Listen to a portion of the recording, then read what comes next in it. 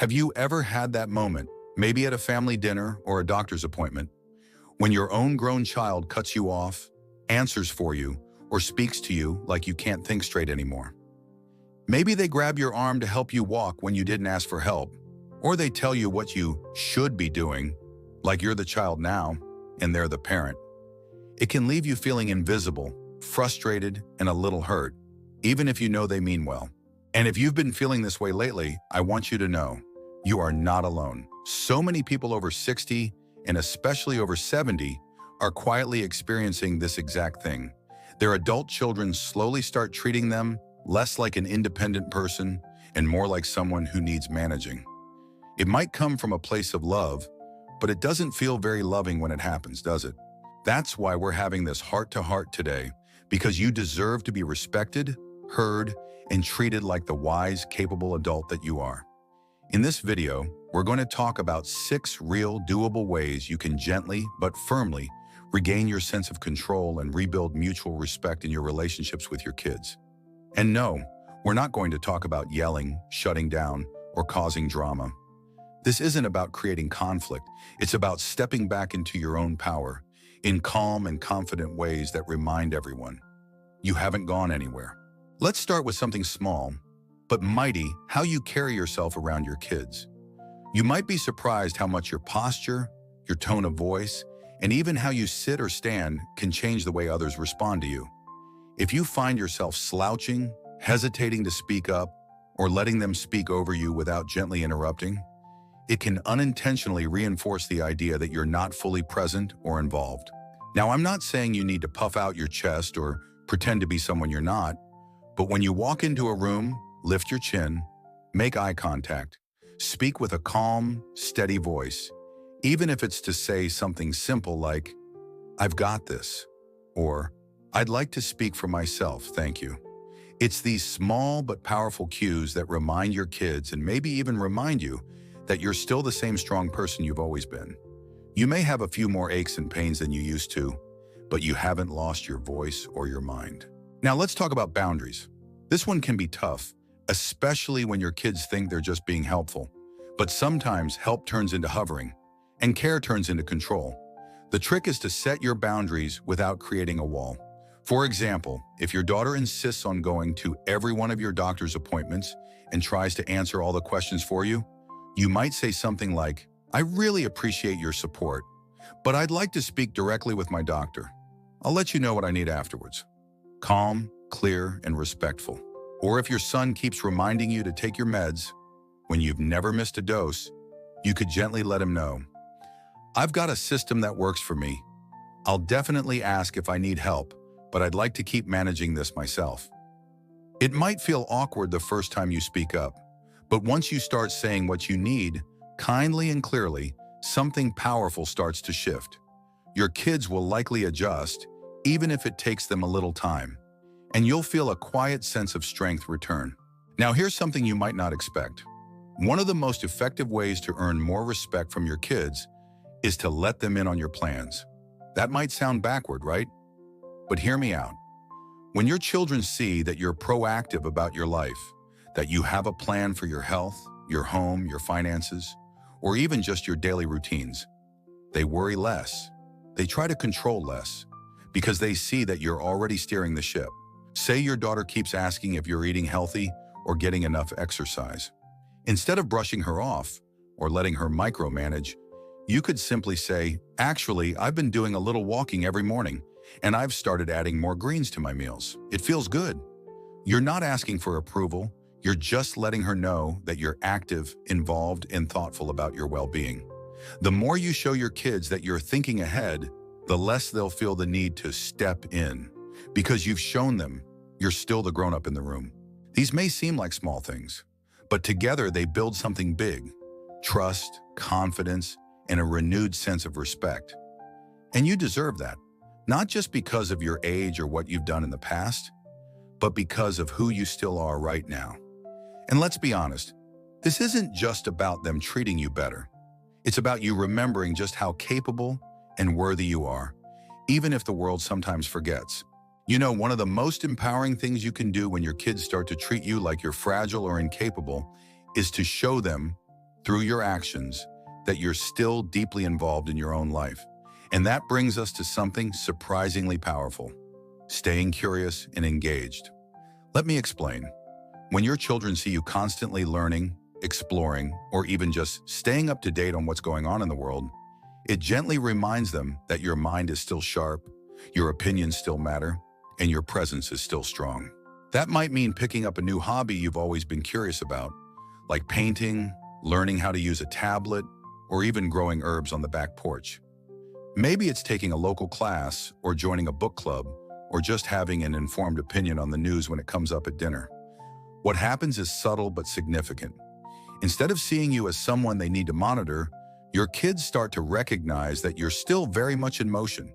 You're not stuck in the past. You're still living, learning, laughing, and that sends a clear message. I'm still here, and I've got things to say.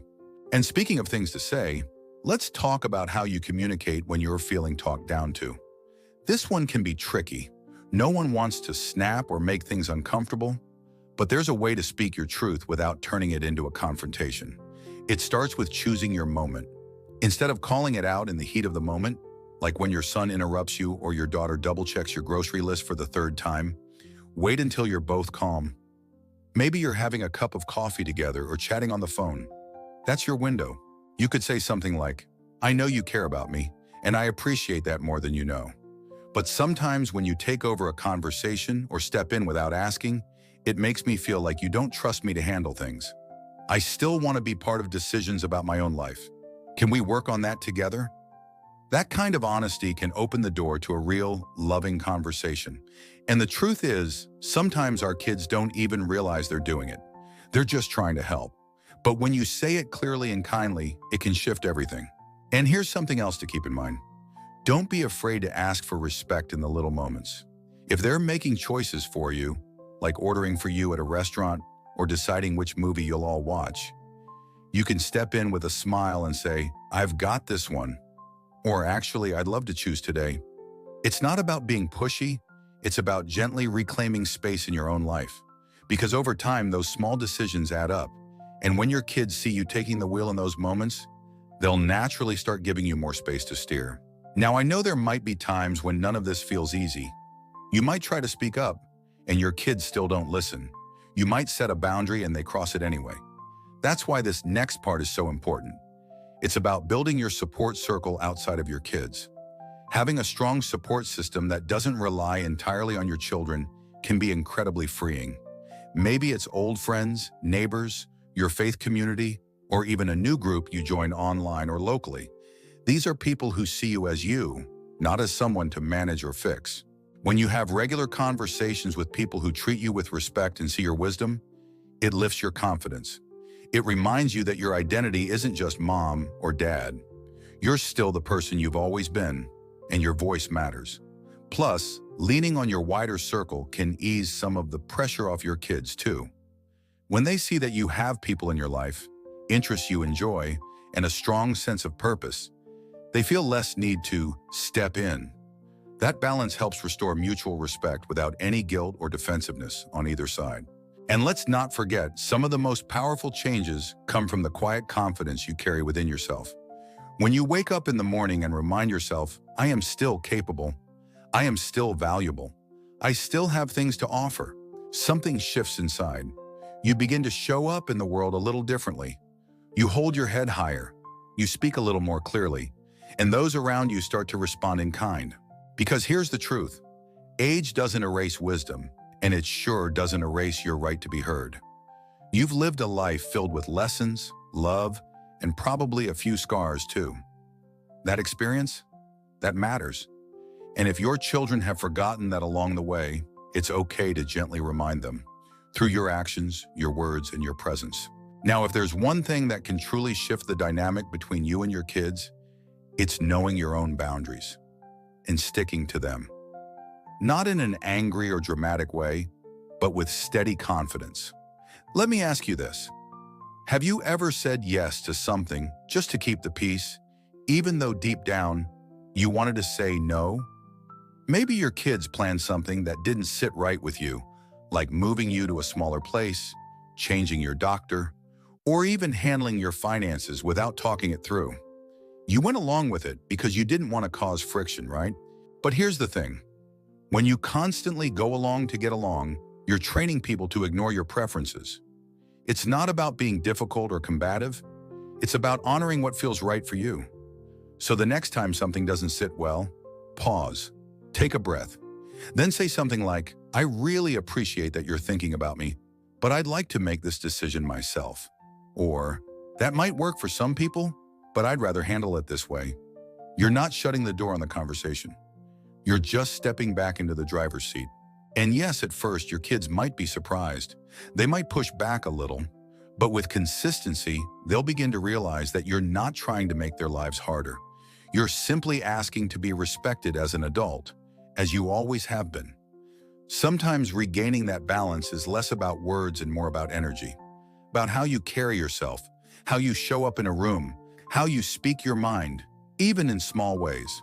It can be as simple as dressing in a way that makes you feel confident, even if no one else notices, or walking with intention instead of shuffling, or joining in the conversation instead of sitting quietly. These little cues add up, and they communicate a powerful message without saying a word. I'm still here, and I matter. Now here's something else I want you to remember. It's okay to let go of guilt. So many older adults feel this nagging sense that they should just accept help or let their kids take over because they were once the caregivers.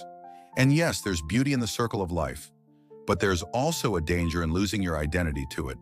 You can still accept support without surrendering your dignity.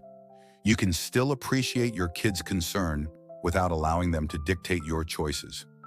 You've earned the right to live life on your own terms, even if that means occasionally saying, thanks, but no thanks. That balance between gratitude and independence, that's the sweet spot.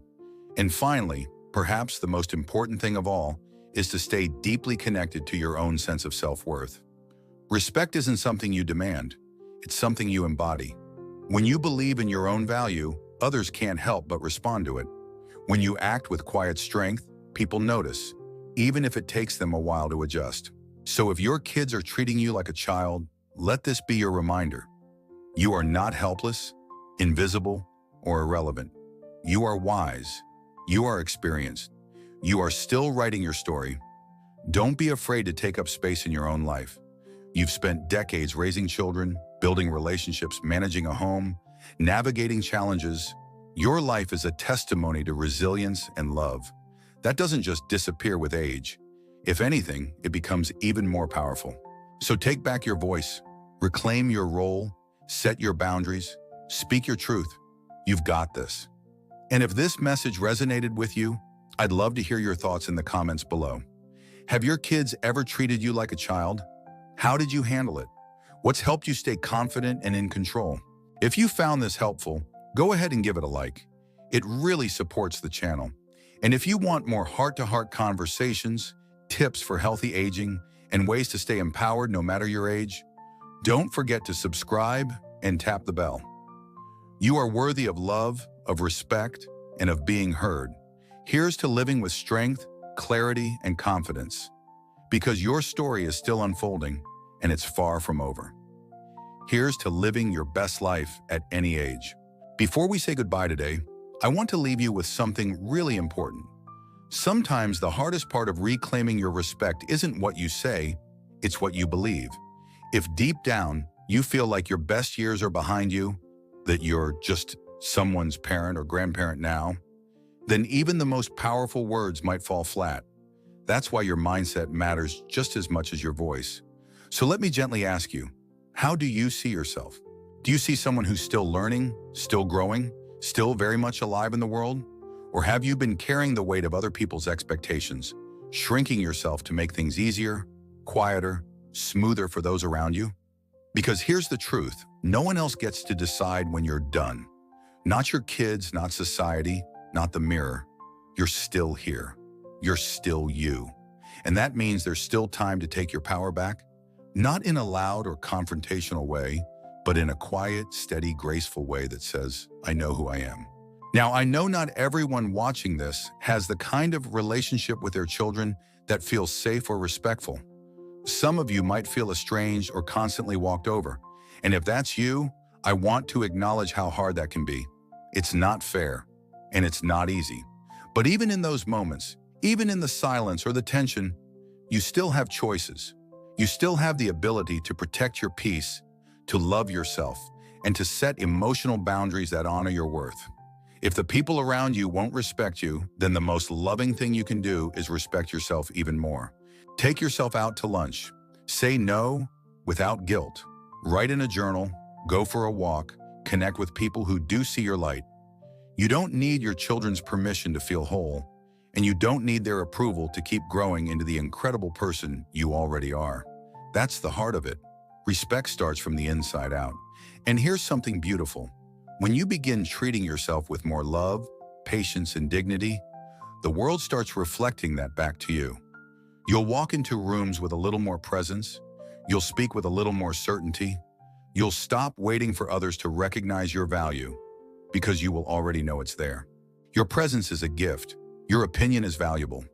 Your story still has meaning. And whether your kids see that right away or not, don't stop being who you are. Don't stop speaking your truth. Don't stop living with joy, even if you have to do it in small, quiet, powerful ways. Because your life, it's still yours. Now, before we wrap up, I just want to thank you from the bottom of my heart for being here. If this video spoke to you, I hope you'll share it with someone else who might need the reminder. Maybe it's a friend, a sibling, or even one of your kids. Sometimes hearing a message from someone else helps people see things differently. You deserve to be respected. You deserve to feel heard. And you deserve to live this chapter of life as fully and freely as any other. Here's to standing tall, speaking up, and walking forward. Confident, calm, and completely in charge of your life. You've got this, and we're all cheering you on.